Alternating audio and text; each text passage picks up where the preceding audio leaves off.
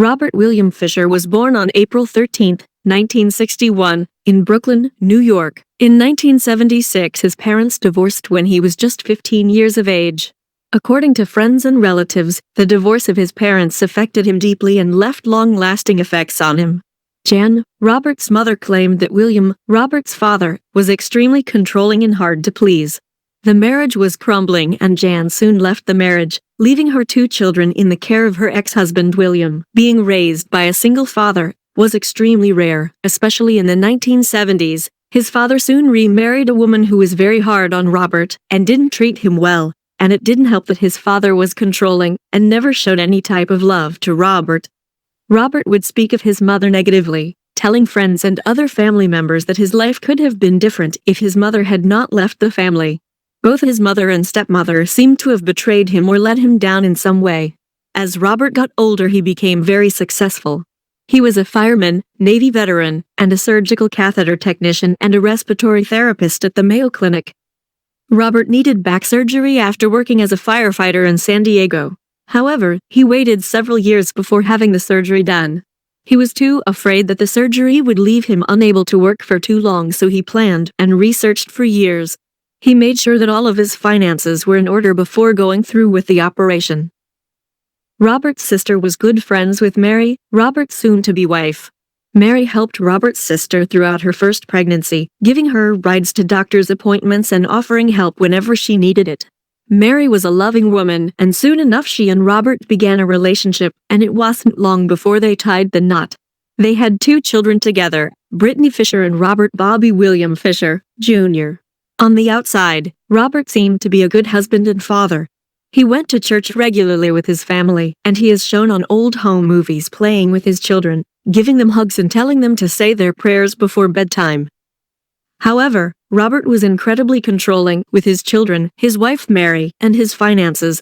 Mary had to ask permission before hanging anything on the walls or decorating in any way, yet he would be able to hang anything he wanted without saying a word.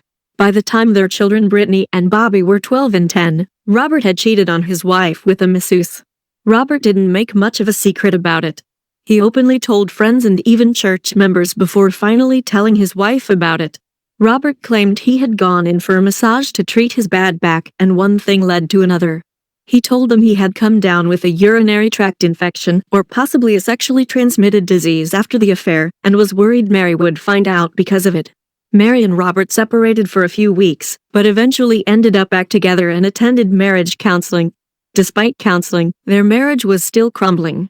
Instead of fixing his marriage, Robert began using his cheating to emotionally damage Mary. Robert felt that no matter what he did or said, Mary wouldn't leave him. He was wrong. She wanted a divorce and confided in many friends about her plans. She wanted to take the kids with her.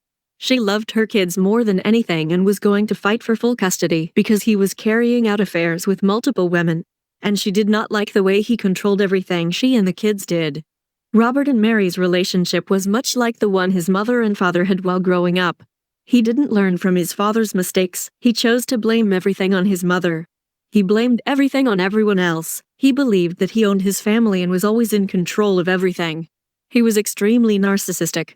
And if he didn't get his way, then no one was allowed to be happy. On Monday, April 9, 2001, Robert took his daughter to her Junior National Honors Society induction ceremony, which was taking place at her school. Mary was busy with Bobby Jr., who was at his hunting class. That night, between 9:30 and 10:15 p.m., a neighbor claims to have heard an argument taking place between Robert and Mary.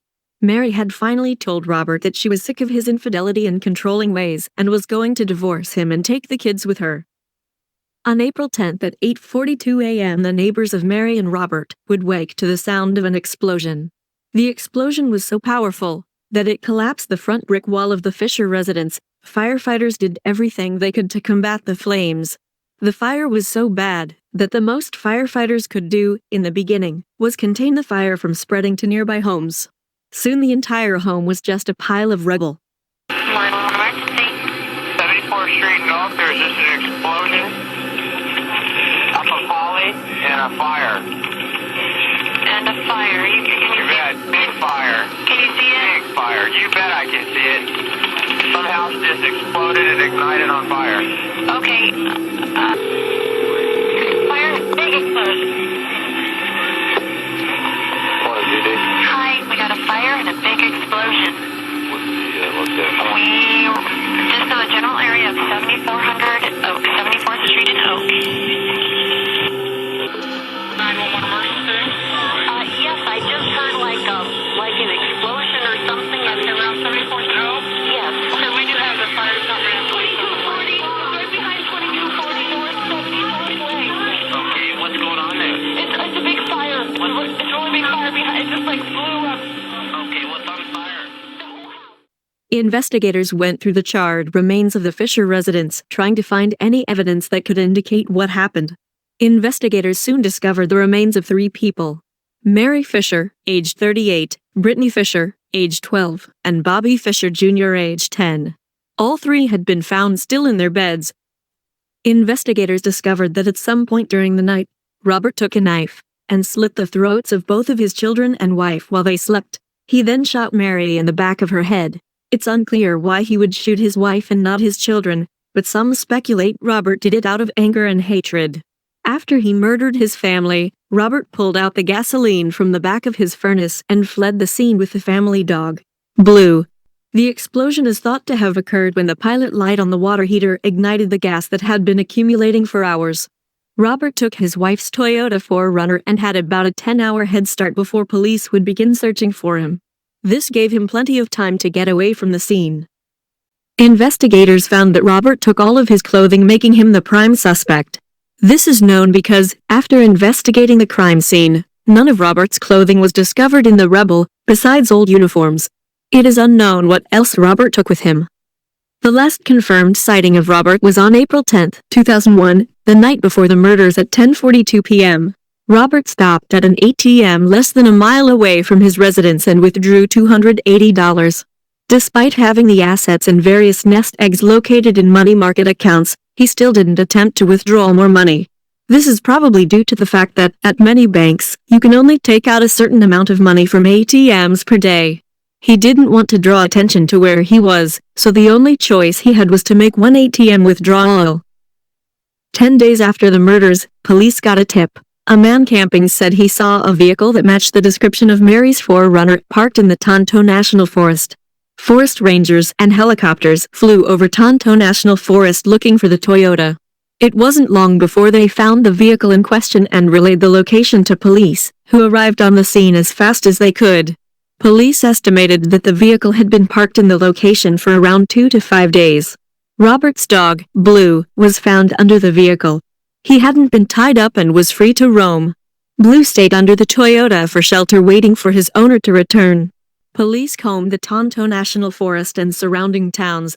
The national forest alone is 2,873,200 acres, and an endless amount of caves were contained. It was also very thick with vegetation and dangerous wildlife. Bears, cougars, bobcats, and coyotes. Robert knew of the Tonto National Forest and camped there frequently. He had even brought his family there a few times. Robert was an avid outdoorsman. Robert knew the perfect place to abandon his vehicle. He knew exactly what he was doing in the forest. He had plenty of time to get away. Police were unable to search every area of the forest because it was extremely unsafe. The Scottsdale SWAT team was called in to help. Robert was military trained and, due to all the caves in the area, he had plenty of locations to hide. They used cadaver dogs to provide additional support. In the end, the search was called off early due to poor weather conditions. It was raining and snowing, which made searching dangerous. It is estimated that only 1 square mile around the 4Runner was searched, along with Cave 41, which in relation to the size of the park, is a very small area. No other evidence of Robert was ever found. There have been many sightings of Robert. In the first 24 hours of his escape, witnesses claimed to see Robert in the Phoenix area. To get to Payson, the only route you could take would be Highway 87. There is a small town called Rye before entering Payson. Rye is a town that has a very slim population. There isn't much you can do in Rye other than go to eating establishments. A bartender at a diner in Rye told investigators that she saw a woman and a man who might be Robert. Upon entering the diner, the woman immediately walked to the restroom while the man ordered a drink. Once he received his drink, he stepped away from the bar and stood by the fireplace, keeping his head low or turned away. She got the feeling that he was trying to hide his face. Once the woman exited the restroom, she joined the man near the fireplace. The bartender said she felt a sense of tension between the couple, as if they were in the midst of an argument. The next night, police received a call from a resident from Rye. They claimed that a woman had rung their doorbell. She told the homeowner that her boyfriend had just dumped her, and she needed to use their phone to call for a ride. After using the phone, the woman left. Investigators claimed that the description of the woman matched the woman seen at the Rye diner. A woman and her husband were driving south on a road called Young Road. When they claimed they saw Robert, the woman said she made eye contact with the man and was sure it was Robert. He was carrying a backpack, walking towards their vehicle, and was alone. If this was indeed Robert, it's possible that this occurred shortly after he abandoned the vehicle and his dog. Despite any of the claims, there's no footage to corroborate any of them, which makes it difficult to determine whether the claims are really Robert. In August of 2001, a man claiming to be Robert Fisher called the America's Most Wanted tip line after an episode about the murder aired. When the call was answered, the man stated, "I'm glad I killed a bitch, and you will never find me," and then hung up. Investigators were unable to find the individual and were unable to confirm if it was Robert Fisher or a prank call. The lead detective for the Robert Fisher case at the time believed that Robert was living outside of the United States. The detective had received several leads and sightings that pointed to Mexico and Brazil as being possible destinations. In fact, a doctor who used to work with Robert claims to have seen Robert in Brazil. He was sitting in the car next to him. The car took off before he could say or do anything. It seemed promising, since the doctor knew Robert well, but with no evidence, it's hard to say. In June of 2009, a tourist in Guatemala called in a tip. They were at a market taking photos when a man approached them, demanding that they delete the photos. He was apparently upset that they were taking pictures and may have captured him in one of the shots. He was even quoted as saying, "I've killed before, I'll kill again." The images were turned over to the FBI, but due to legal reasons they cannot release the photographs. They did say, however, that the man does look like Robert Fisher. The man in the photos has never been found, but investigators continue to search the area.